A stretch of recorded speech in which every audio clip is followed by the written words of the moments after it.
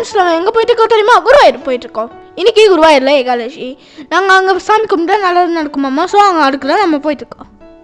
Friends நாங்கள் இப்போ திருச்சூர் ஹைவேல போயிட்டுருக்கோம். இங்கே பாருங்கள் டனல். சவுத் இந்தியாவிலே இங்கே தான் டனல் இருக்காமல் ஒரு மெத்தல் அமைதி பேர் வந்து குடிநாள். சரி கோயில் போயிட்டு பார்க்கலாமா? ஃப்ரெண்ட்ஸ் அங்கே குருவாயூர் வந்தாச்சு. இங்கே வந்து ஷர்ட்டெல்லாம் அலோடு கிடையாது.